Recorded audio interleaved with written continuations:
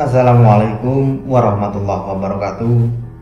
Bismillah wassalatu wassalamu ala rasulillah wa ba'du. Saudaraku yang dirahmati Allah, agama Islam telah mengatur seluruh aspek dalam kehidupan.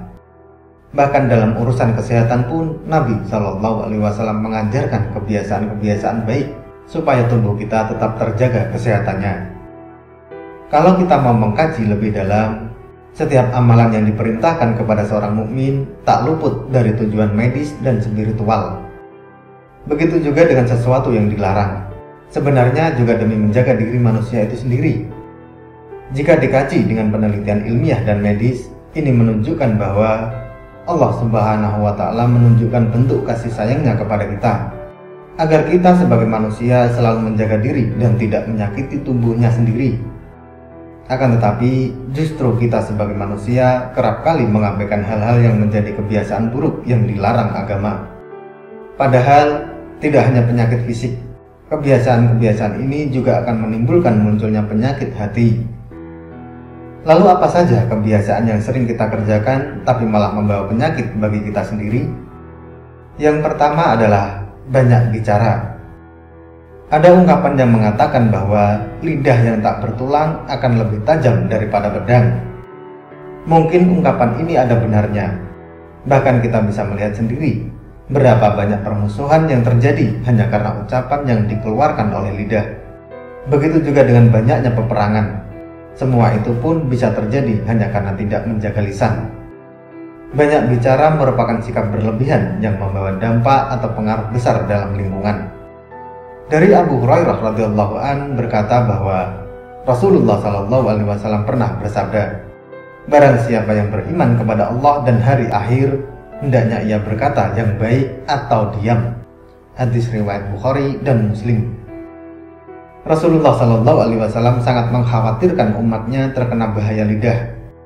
Beliau selalu memperingatkan umatnya, jika tidak mampu mengendalikan lidah, lebih baik kita diam. Hal ini semata-mata hanya untuk menjaga diri dari segala sesuatu yang merugikan. Dalam riwayat hadis yang ditulis oleh Ibnu Majah pernah dijelaskan bahwa Rasulullah SAW pernah bersabda, "Tidak ada yang melemparkan manusia ke neraka kecuali hasil yang dipetik dari lidah mereka." Hadis riwayat Ibnu Majah. Dari hadis tersebut bisa kita ambil kesimpulan, lidah membawa dampak besar yang bisa menjerumuskan kita ke dalam jurang neraka. Na'udzubillah.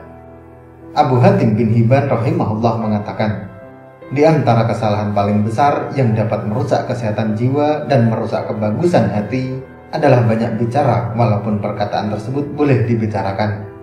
Seseorang tidak akan bisa memiliki sifat diam kecuali dengan meninggalkan perkataan yang boleh untuk dibicarakan. Lalu kebiasaan yang kedua adalah banyak tidur. Tidur yang berlebihan juga berpengaruh besar membawa penyakit dalam tubuh manusia. Hal ini sudah banyak diteliti oleh para ahli medis yang mengatakan bahwa terlalu banyak tidur bisa menyebabkan berbagai macam penyakit. Di antaranya adalah sakit kepala, sakit punggung, obesitas, gangguan mental, diabetes, bahkan penyakit jantung.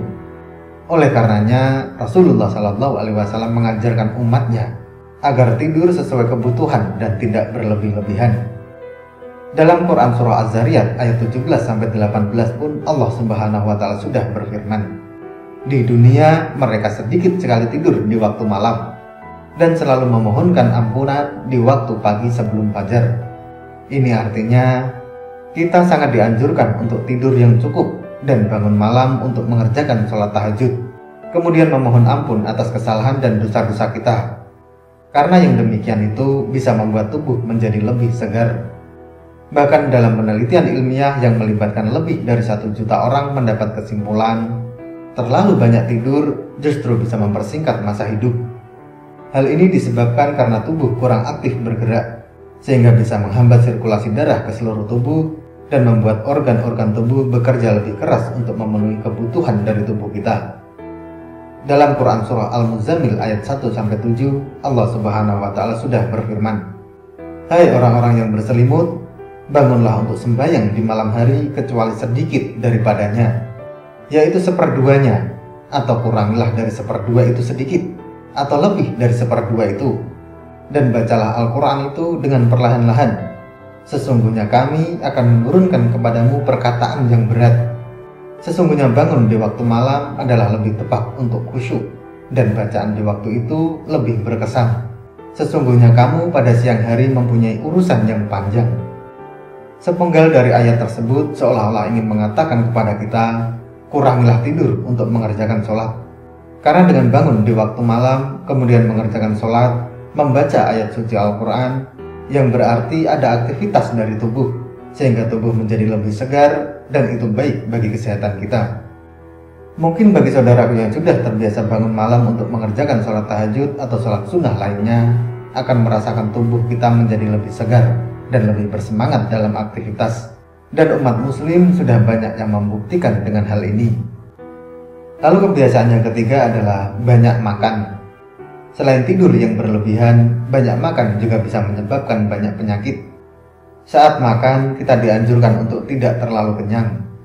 Dan hal ini pun pernah dikatakan oleh Rasulullah SAW melalui sabda beliau, tidaklah anak Adam memenuhi wadah yang lebih buruk dari perut. Cukuplah bagi anak Adam memakan beberapa suapan untuk menegakkan punggungnya. Namun jika ia harus melebihkannya, hendaknya sepertiga perutnya diisi untuk makanan, sepertiga untuk minuman, dan sepertiga lagi untuk bernafas. Oleh Imam Asy-Syafi'i rahimahullah menjelaskan bahaya kekenyangan karena penuhnya perut dengan makanan. Beliau mengatakan, kekenyangan membuat badan menjadi berat, hati menjadi keras, menghilangkan kecerdasan, membuat sering tidur dan lemah untuk beribadah. Kemudian dipertegas oleh Allah Subhanahu wa taala dalam firman-Nya yang tertuang dalam Quran surah Al-A'raf ayat 31. Makan dan minumlah dan janganlah berlebih-lebihan. Jika Allah Subhanahu wa taala sudah melarang makan dan minum yang berlebih-lebihan, itu artinya ada dampak buruk yang akan ditimbulkan dari berlebih-lebihan dalam makan maupun minum. Dari segi medis, melalui penelitian ilmiah juga mengatakan bahwa makan yang berlebihan bisa menimbulkan berbagai macam penyakit. Di antaranya adalah obesitas, kolesterol tinggi, mudah lupa, dan lain sebagainya. Oleh sebab itu, mari kita sama-sama mulai untuk menjaga kesehatan yang Allah titipkan kepada kita. Semoga Allah Subhanahu wa taala selalu melimpahkan nikmat dan karunia-Nya kepada kita semua. Amin, amin ya rabbal alamin. Wallahu a'lam bishawab. Semoga materi ini bermanfaat. Sampai ketemu pada materi berikutnya. Dan wassalamualaikum warahmatullahi wabarakatuh.